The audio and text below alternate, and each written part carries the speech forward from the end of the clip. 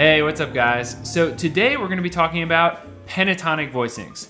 Now you've probably heard these used before by great pianists. For example, McCoy Tyner used these quite a bit and you actually may recognize the sound. So today I'm going to actually show you guys a little bit more about how they work and how you can actually practice them. Of course, if you're new to the channel, be sure to click subscribe and click the little bell to turn on notifications. I've got weekly tutorials just like this one coming out, so be sure to hit those buttons. So without further ado, let's get right into it. To understand how pentatonic voicings work, we actually have to take a quick look at the basic minor pentatonic scale. So I was doing what's often referred to as the so what voicings, and I will show you guys those in a second, but we're in the key of D, so let's just stick to the key of D here. So the D minor pentatonic scale looks like this.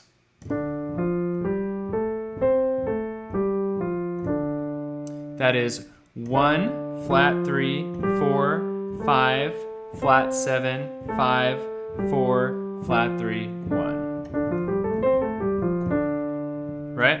Now, the most basic pentatonic voicing is built like this. And again, this is the first of the so what voicings.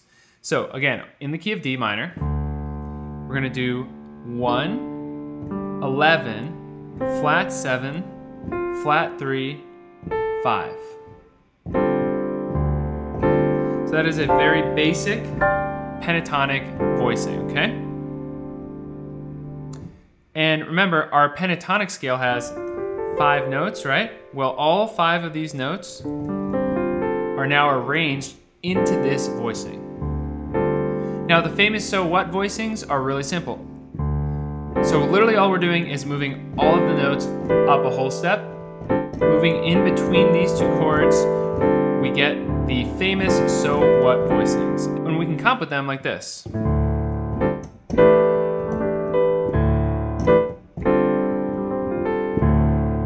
And why are they called so what voicings? Well, let's take a look at the song So What.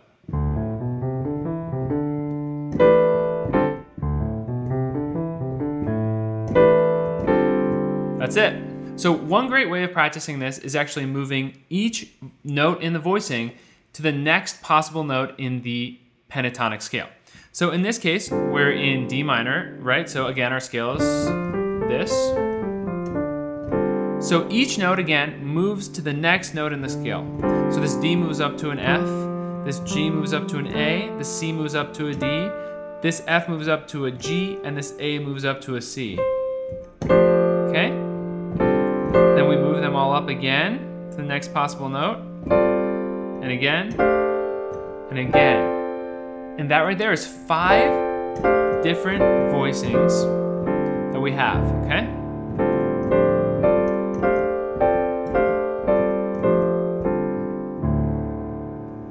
Now, really quick before we keep going, guys, I want to let you know that these voicings are actually found in all keys written out for you to practice in Advanced Piano Voicings, which I just released with jazzlessonvideos.com.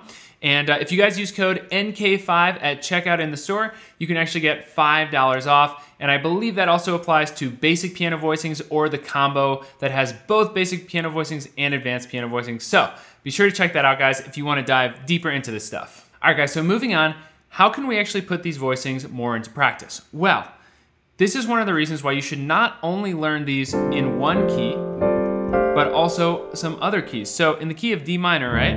We've already seen that we move up here, a whole step, right? And we get our so what voicings. Well, this whole step would now be an E minor pentatonic voicing. So when we're playing this first voicing, now we have these 5 chords in our arsenal, right?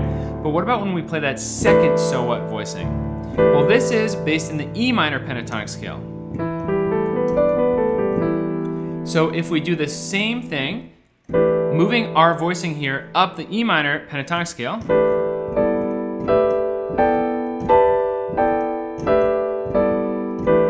well, now we actually have 10 voicings in our arsenal.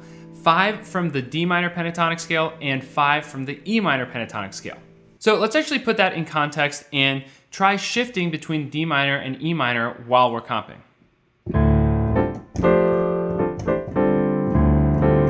Now E minor, back down the D minor. So this brings us to another really interesting part of this topic, which is actually practicing shifting between the two different pentatonic scales of choice. In this case, we're messing around with D minor and E minor. So it's actually pretty easy, right, to just shift between D minor and E minor with these bass chords. But we also want to practice doing that with our other chords. So let's move to our second inversion here. So this is the second chord moving up that D minor pentatonic scale.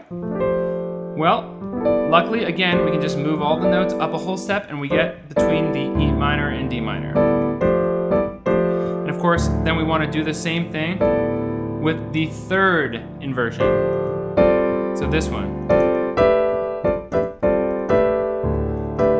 Now this is working seamlessly with these easy switches, right? Especially because we're on the two keys of D minor and E minor. So mostly we've got, actually completely, we've got all white notes here. So these shifts can get a little bit trickier as you get into some of the other keys that aren't quite as consistent between whether we're on black keys or white keys. Now, another great thing about pentatonic voicings is because they're very open sounding and they're often based in force, we can actually move them around quite a bit to get great tensions. So we can be just on this one single D minor chord and just move them around like that. But that might have sounded easy, but how do we actually practice that? Well, here's one great method. Let's just take a melody in the right hand, okay? Let's say it's, okay? So what we're gonna do is we're gonna keep the interval structure of the voicing the same all the time, and we're just gonna move it around our melody. So our melody is on top. And then we can get more advanced. And so we just actually put the melody in another key. The point is, I want you to be able to move this voicing around seamlessly without having to think twice about it. And of course, getting more advanced, we can actually do this with all of the different inversions of these voicings as well. So when we're actually comping,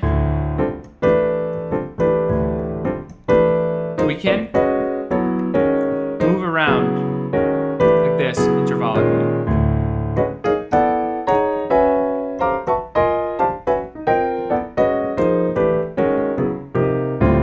So that's pretty much almost completely just one single voicing that I'm just very good at moving all around the piano.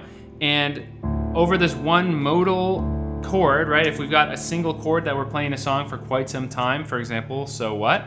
We can just move it all around and get all of these crazy sounding tensions by moving this chord into different keys. All right, guys, thanks so much for watching. I hope you learned a lot about pentatonic voicings.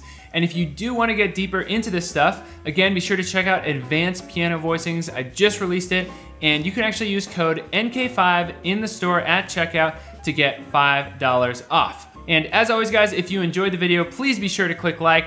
And if you are new to the channel, please consider clicking subscribe and clicking the little bell to turn on notifications, because I've got videos like this at least once a week coming your way, and there is a lot more to learn. All right, guys, thanks so much for watching, and I will see you next week.